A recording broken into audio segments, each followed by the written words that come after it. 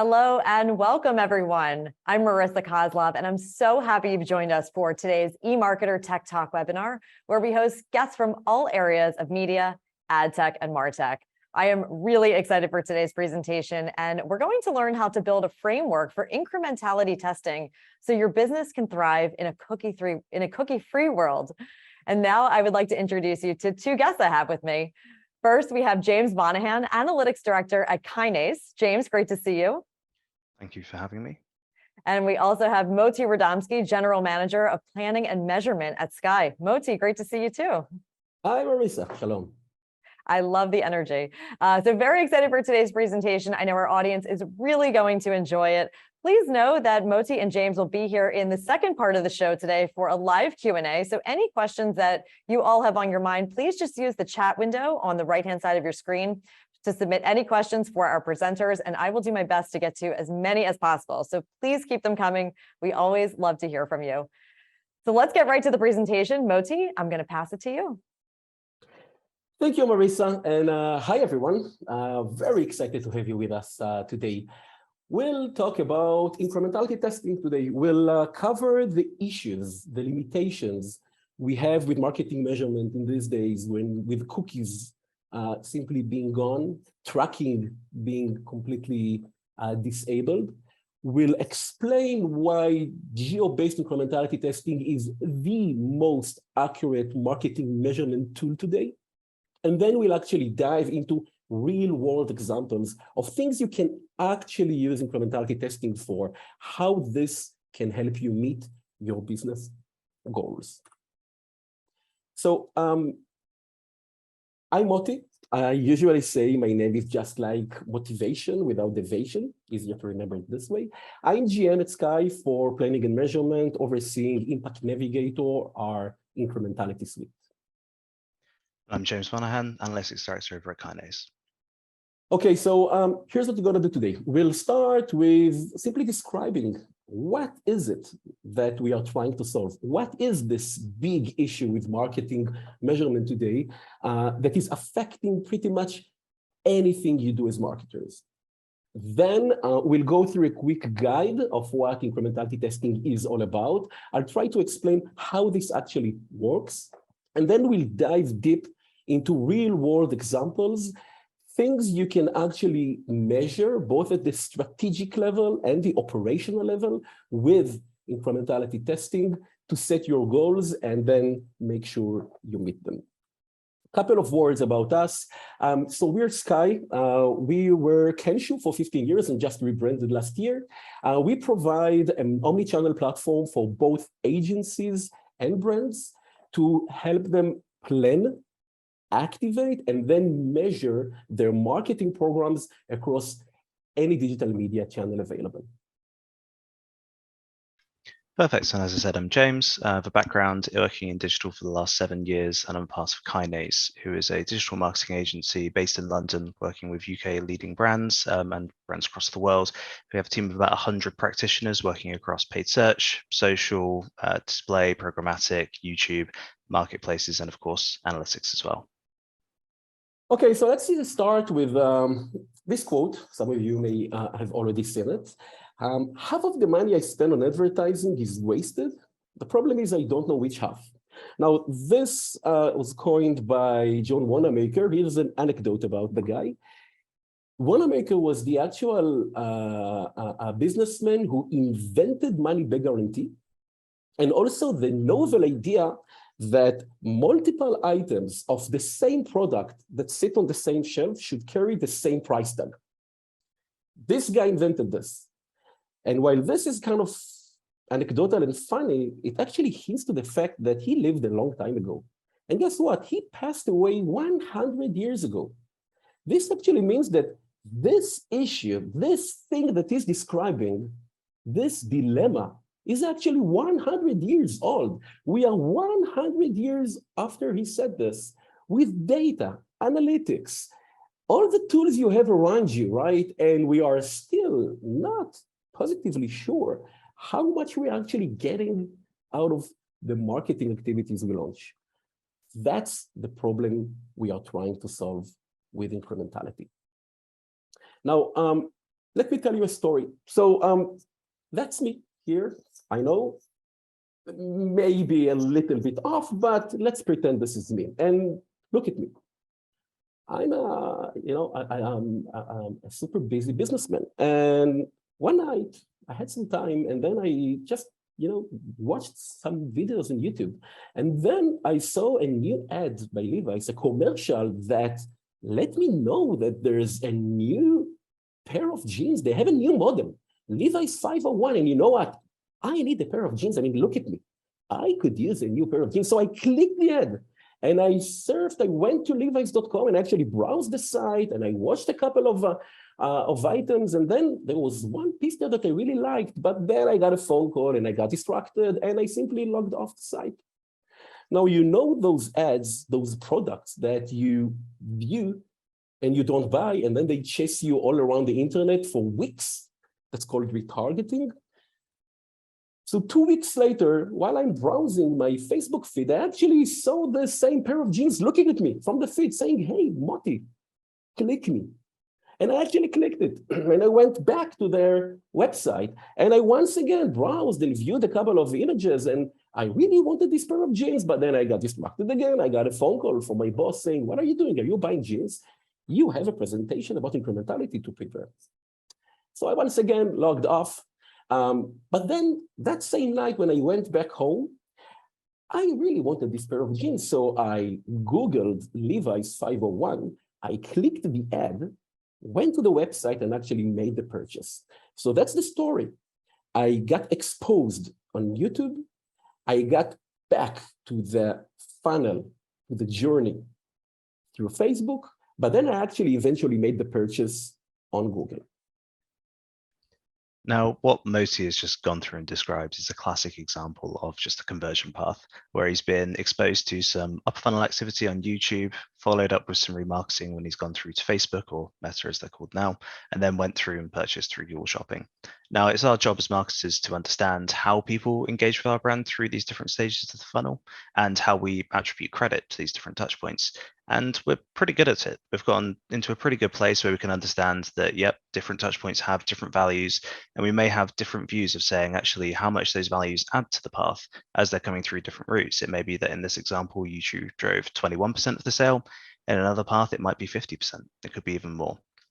So we can be pretty good at understanding how we're driving that value, but there is a spanner in the works. And what we can essentially say is that with all of these changes that we've seen, especially in the ecosystem, with cookie changes, with iOS 14 coming through, all of these regulatory changes and technology changes taking place, it's really hard to plug the gaps between these multiple points. Now, we can get pretty good at it. Again, we have different solutions we can use. We can look at implementing things like enhanced conversions, GA4, or conversions API to help tie the points together. But it's really hard to view in between these different walled gardens. So while we might be able to tie the YouTube and Google Shopping point together, it's hard to tie that Facebook point in. And there's only one way to truly understand actually how much value is being driven. And the answer comes through incrementality. So let's try to dive a little bit deeper into geo-based incrementality and explain exactly how it works.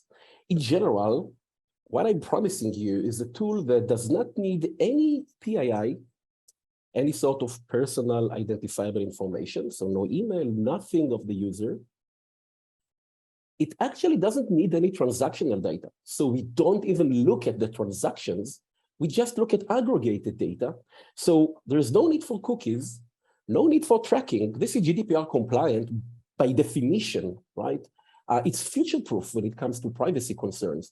And I know it sounds like voodoo, right? The promise that we are able to actually calculate the exact amount of bottom line dollars you get from one specific marketing activity, whether it's one single campaign on a channel, an entire channel, something at the funnel level. So let's say all your brand awareness videos across all the different video platforms you're active with. And I know it sounds like voodoo. So let's start with kind of a simplistic explanation, and bear with me. Suppose I'm into measuring the impact of Facebook, the entire platform, the entire channel, just for the sake of simplicity. on your bottom line dollars. So how much am I actually making in terms of real world revenue, both online and offline, from Facebook? Here's what we could do for you. We could turn Facebook off completely, nationwide, all across the US for 6 months. Let's assume we did this, right? So we turned Facebook off, and then guess what? I mean, pretty soon, you'll see a decline in your sales, right? In revenue, both online and offline. You'll see this impact across everything you do. And guess what? This negative effect is actually the positive effect you get from Facebook, right? It's kind of simple. We turned it off. We turned the light off. So the amount of darkness you have is exactly what you got from this light bulb. As simple as that. Only there are two issues with what I just described. First, no one in his rightful mind will turn Facebook off for 6 months nationwide, of course. Second, to be a little bit more technical, I actually just described the pre-post experiment. I might have turned Facebook off, but then something bad happened like COVID, and then sales dropped, but it's not because of Facebook, right? It's because of an external factor. So here's what we are actually doing. We will start by analyzing your target market. In this case, it's the US. And we look at it at a geographic level. The granularity can be anything between a single zip code and all the way to a state level. So it can be a zip code, city, region, DMA, any sort of geo split can work. So we look at the market and we start by analyzing your business KPI. This can be your sales, but you can choose any number. Sales, app downloads, activations, repeat orders, anything, new customer acquisition, anything that is your business goal, and you can measure on a geographic basis. So we'll start with this, and then, and this is super important, we will do a split, a 10-90 split in the market, but this is not a random split. This is super important to understand. That's where incrementality, the incrementality testing secret lies. We actually build this split in a way that we build a prediction model that, given the 90%, the control group behavior in terms of your business KPI, let's say sales, can accurately predict the behavior of the test group. So here's what we'll do. We'll look at 1 year worth of historical data. We'll use 11 months to train a model, okay? And we'll do this for almost any split that is possible. So we'll try this hard with a lot of algorithms. And then we will use the last month to actually prove or demonstrate that this is indeed accurate. So we look at the last month, and given the 90% sales, we'll try to predict the 10%, the split, the test group behavior in terms of sales. We'll see that it is actually accurate, and then we are good to go. Once we did this and we have the algorithm ready, we'll hit the button. We'll do the intervention. We'll do the manipulation to your marketing activity, what it is that you are trying to measure. It might be Facebook entirely. So we'll hold out, we'll turn Facebook off. Just in this test group, just this 10% of the market, it might be one single campaign. It can be trying to increase spend. So I'm not really interested in understanding how much I'm actually making. I'm into growing. So let me spend $1 more and see what I'm actually getting. We can even draw a diminishing point of returns graph for you. So we can try in multiple cells, increasing $1, $2, $5, and maybe double down on your spend, and then actually drawing what you get, the incremental value you get for each one of them. So we'll do this intervention, and then we start running the test. We'll look at the 90%, the control group where we didn't do any intervention. We'll use this to predict where the test group should have been, but it will probably be someplace else, either below or above our prediction, because we actually did the manipulation there, right? And the difference is the incremental value you get. We actually have a guide at the end of this presentation, a step-by-step guide that will show you how to do this yourself. There are some open source libraries you can use. Once you have the split ready and you did this training, and manipulation, you can start monitoring yourself and calculating the actual value you get from those marketing activities. With incrementality testing, usually what you see are people using it to measure a campaign, a couple of campaigns. But it is super important to emphasize that this is such a powerful tool that you can use it in 3 different tiers, 3 different layers or levels. The top is the strategic questions. This is something you'll ask sometimes on a yearly basis. Things like, I have a loyalty club. 2023 is going to be all around retention. How do I grow it? What do I need to do there? Then the next layer is what we call the media optimization, the quarterly questions, things like, I'm an omni-channel advertiser. How do I maximize my overall return on ad spend across the different channels? So what value am I getting? Let's say if I'm looking at Facebook and Google, how do they interact with each other? If I'm getting $1 from this guy and another $1 from this guy, together, am I getting 3? Is this synergetic?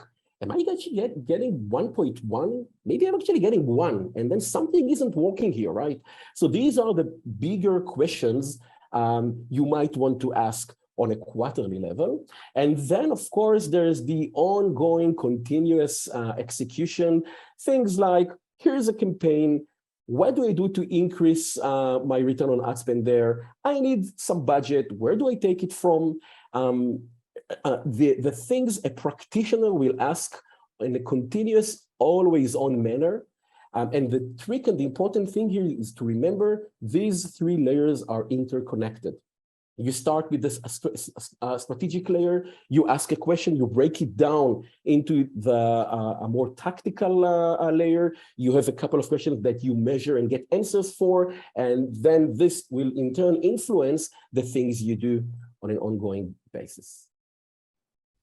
A good example of this that we've seen with other clients is where you start off with that big strategic question. You're thinking, what am I doing for the next 5 years? Maybe I want to grow my market share by 20% over that time period.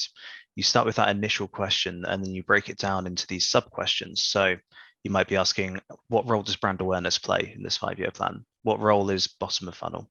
And then you drill down deeper into that from that initial top line split. You then drill down and say, okay, well, of my brand awareness pieces, which ones are more effective? Which channels should I be using?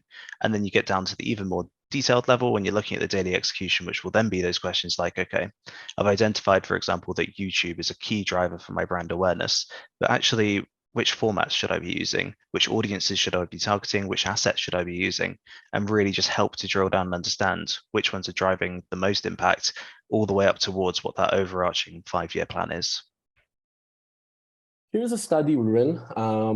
Honestly, the results are both trivial, kind of not surprising, but shocking at the same time. So we surveyed a few hundred senior managers in the marketing departments across multiple verticals. And what we found out was that the ones that outperformed the others were simply much better at measurement. They used measurement to understand the actual impact of whatever they are doing, and then to plan it more wisely. They actually knew their audiences. So many of the questions they were actually asking were, I have this campaign, I have this initiative, I actually launched a completely new positioning for one of my products. Who am I actually reaching? Who is actually interacting with this? Who is actually, who can actually be a potential next buyer for me? And then it's kind of the distance between what you plan for and what you actually get, right? And then they continuously improve and optimize. They were actually able to understand the power of their brand. So let's say in these times today, where efficiency is something that is really the top of mind of marketers, a big question might be, is my brand strong enough so it can survive shifting budgets from brand awareness, top of the funnel activity, to lower down the funnel? Maybe if I do this, I'm not going to harm my brand too much in the next year, while I do see some increase in overall sales, in overall activity at the bottom of the funnel. These questions, I mean, look at the numbers. It's kind of obvious, right? The more you measure, the more you understand, the better you are. But still, it is shocking to see that it's 3x better performance when you actually do the right measurement. Now we've got some specific examples of tests that we've been doing over at Kinase. Now, over this last year at Kinase, we've really ramped up our testing, and we've been using Skai's Impact Navigator tool to support us with this. Essentially, as part of the ongoing changes in the ecosystem, we realized that incrementality testing was essential as part of this process of understanding just how valuable all of our different channels were, how they were performing, and helping our clients understand how they should be investing their budgets. So with the first example, we have an example from Sharps, who's a home retailer based in the UK. They were heavily using or utilizing Facebook, which was massively impacted by the iOS 14.5 change that took place towards the start of last year. Now, when they saw this large change, they saw a decrease in lead volume, and they wanted to look elsewhere to see what they could use or what they could leverage to try and bring it back up, where they could find some more incremental leads. One of those areas we looked to was looking at programmatic. Now, one of the challenges with programmatic is it is very upper funnel. And as you're looking towards there, it's really hard to tie back between what you're seeing in the platform, where you could be seeing thousands of leads, to what you're actually seeing then in Google Analytics on a potentially last click basis, where at that point you could only be seeing a matter of tens. So what we did during this test was we launched a long-term test using the tool, and we were able to identify actually that throughout this duration, just how impactful or just how incremental the leads were that we were seeing in the platform. And it allowed us to really hone in on that midpoint on how many leads were actually being driven and identify the successful programmatic and allow us to use it going forwards.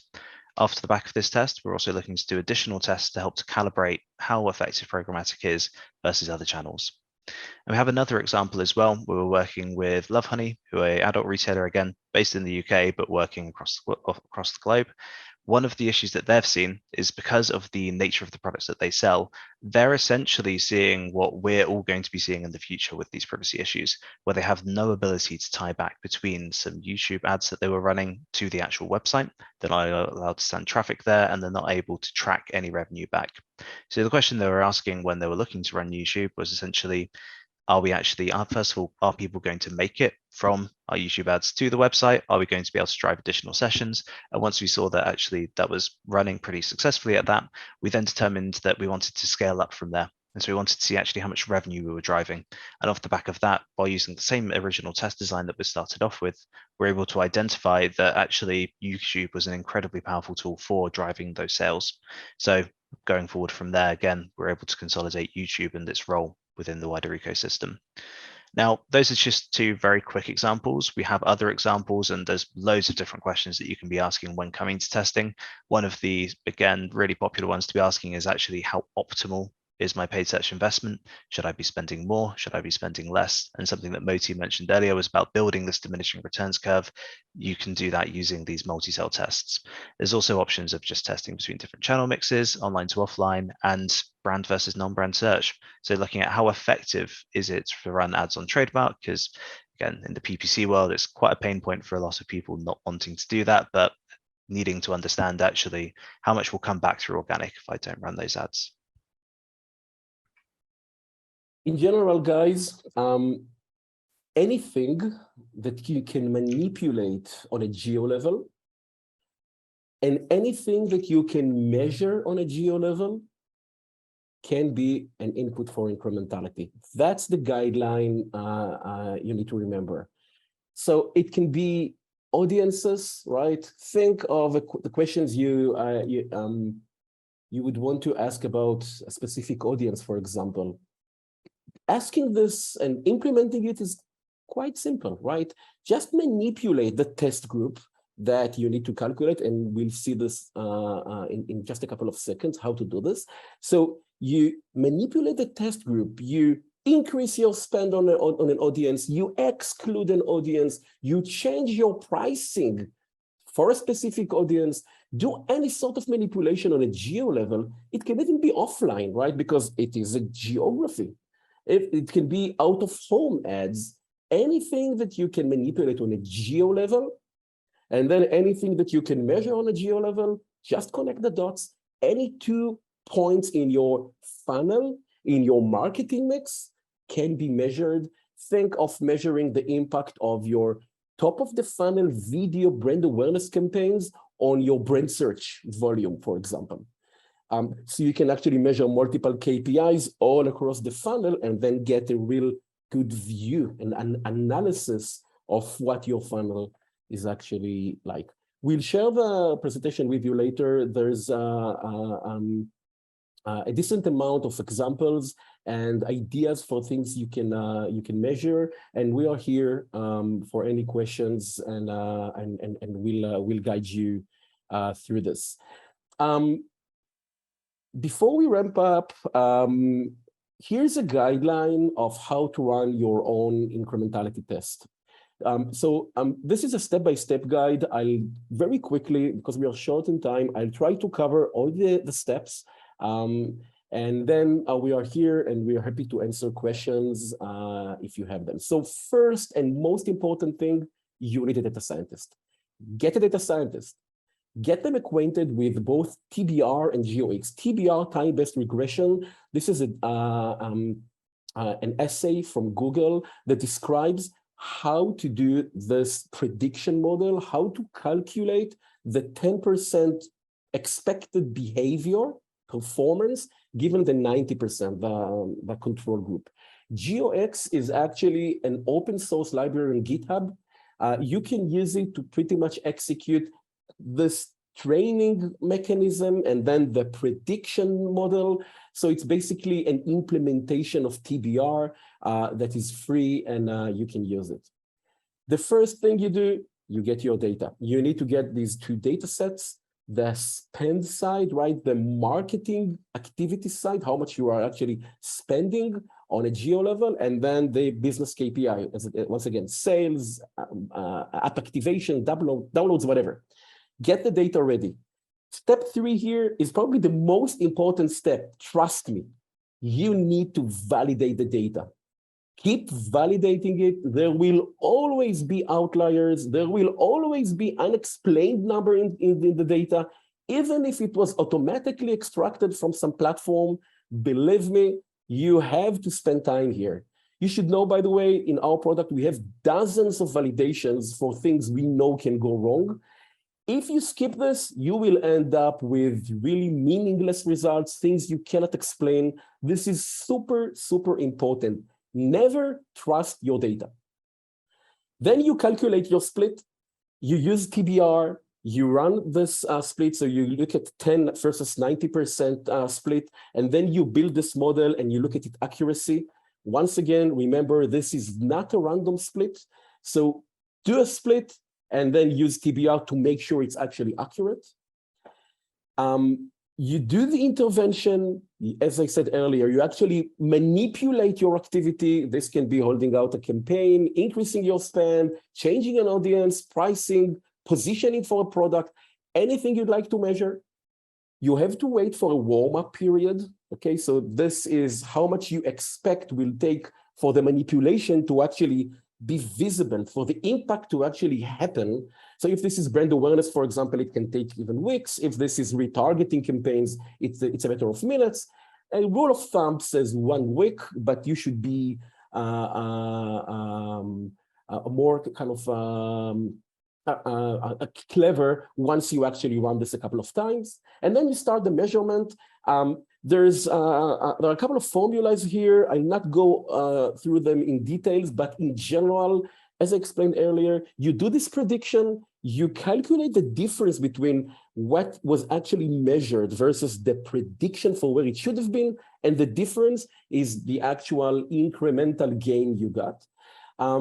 You run this on a daily basis, you wait until the numbers stabilize, and then you have your final reading. The important thing is to keep doing this. Keep running this. Do not do geo-based incrementality as one-off. The trick is to harness this super, super powerful tool into both your strategic questions, but all the way to your daily activities. Alternatively, as well, alongside this, if you want to streamline this process further, I know I've mentioned Impact Navigator a few times, you can use that tool. It's by Skai. It's an incrementality uplift measurement tool that allows you to reduce reliance on data scientists for this sorts of testing. As an agency, it's enabled us to run rapid tests, helping our clients to best understand the impacts of their activity as it's happening. So something that we've found really valuable to use. And if you want to find out more, you can either reach out or you can go to incrementalitytesting.com.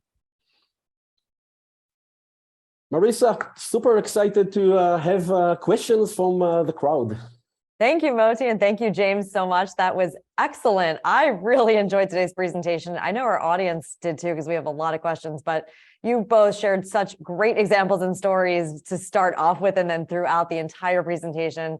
I really like that helpful list of questions to understand where incrementality testing could be useful and also which metrics really can help marketers succeed and achieve their goals and KPIs. So again, thank you so much. And I will stop talking and let's get to those questions right now. James, I'm going to pass the first question to you. What is the recommended best practice for transitioning away from third-party cookies entirely and cleanly?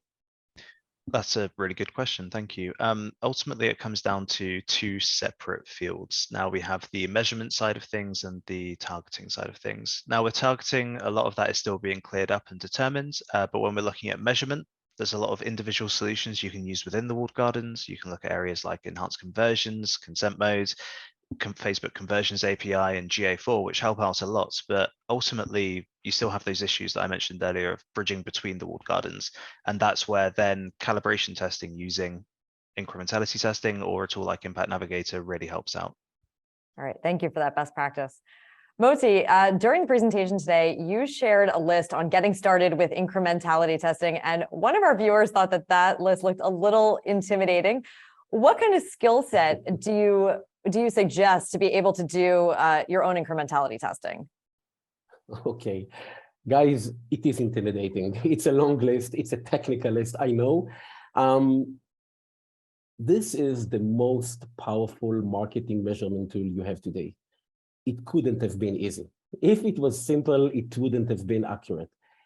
You need a data scientist, that's for sure, someone who understands the data, can run those prediction models, analyze them, and actually come up with the insights. But at the same time, you also need a data engineer.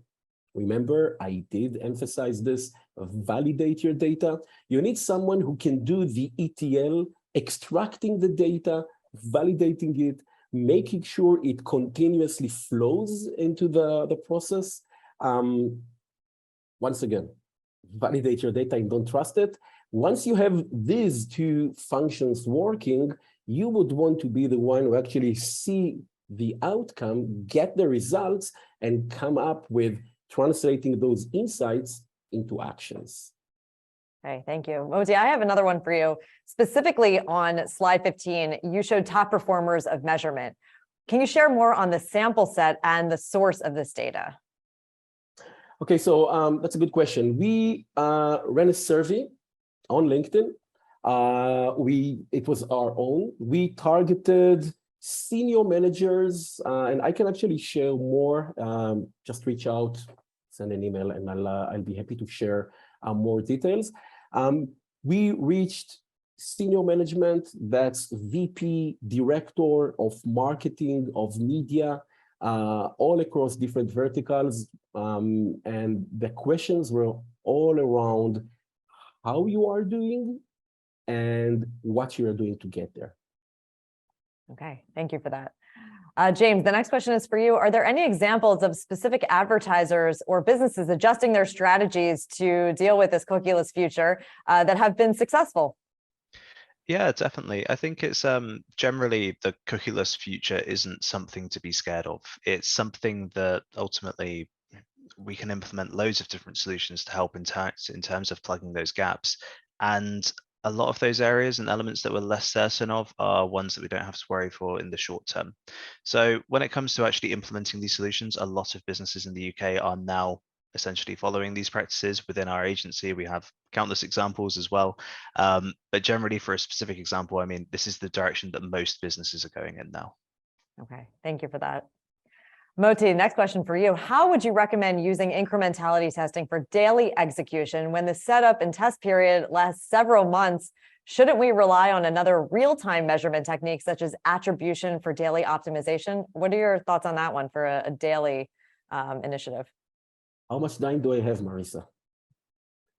I can spend a minute, I can spend 2 hours answering this. This is a super, super strategic and important question. Thank you for asking this. So here's the thing. You cannot just rely on incrementality simply because you have attribution models in place.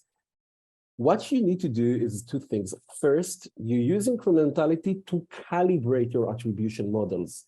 If you just rely on attribution models, just do some one-off analysis and then spend the next year, even a quarter, relying on those numbers, you might get way off where you want it to be. So what you do, you continuously run measurements, incrementality measurements, to calibrate what you are getting there. So that's one thing.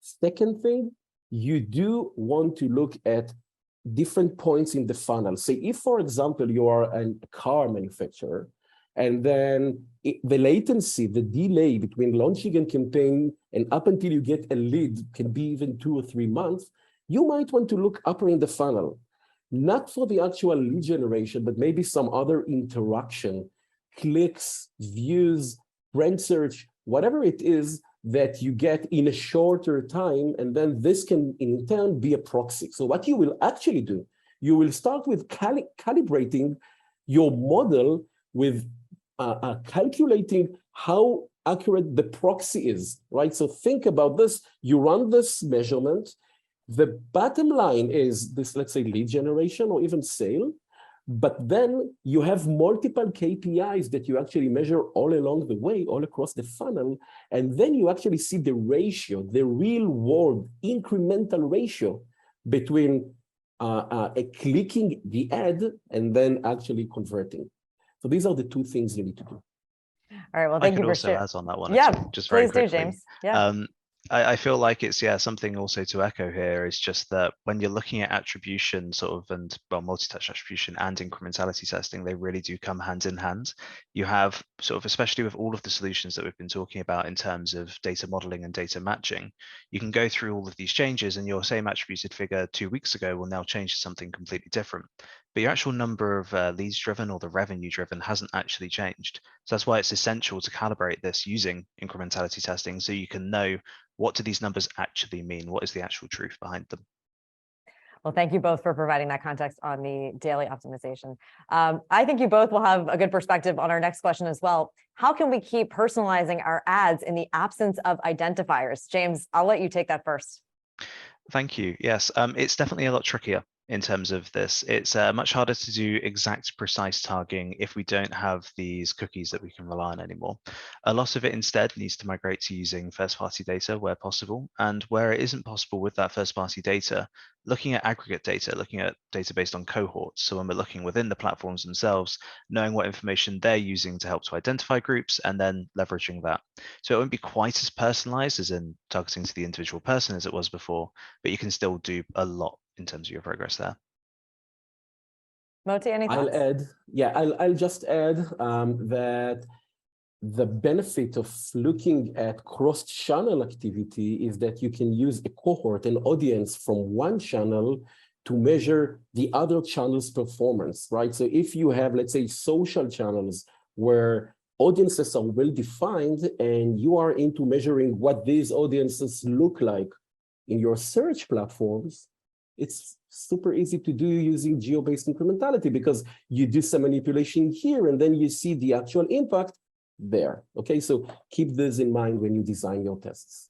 Okay, thank you. And along those lines, another viewer asked us, how can multi-touch attribution models be improved to adapt to the post-identifier, post-cookie world? James, what are your thoughts?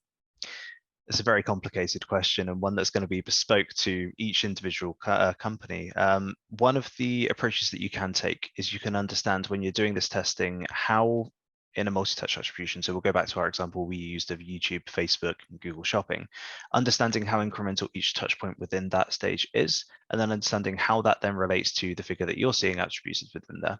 Now, the multi-touch attribution can be really intelligent, and it can really help in terms of getting closer to that incremental figure. But if you can then essentially validate that with your testing and then also adjust it to say, for example, in this system or in this platform, we're seeing 20% of the sale coming from YouTube, but we know that when we switch it off, we actually see less of an impact coming away or more of an impact. So it's again about that calibration piece of adding that data in to then better inform how you're doing your attribution. Okay, thank you so much. We have time for one more question. Moti, this is going to go to you. Why do you recommend I build my own process instead of working with a vendor that has incrementality testing as a part of their platform already? A very good question. We get this asked a lot. Here's the thing. You can do this. The only and huge limitation is that when you work with a specific platform, you are limited to measuring the platform itself. You cannot actually do cross-channel measurement. And in an omni-channel world where everything, we used to look at the funnel, right? Today, it's basically a spaghetti. Analyzing this has become so difficult that you want to own all the data, everything you do across all your channels, and then use this as the baseline for incrementality testing to measure the actual cross impact between them. That's the reason you need to own the process. Okay, thank you so much for that perspective. James, Moti, it was a lot of fun being with both of you today. Thank you for such great content at the beginning, and of course for answering all of those questions from our audience. We really, really appreciate it.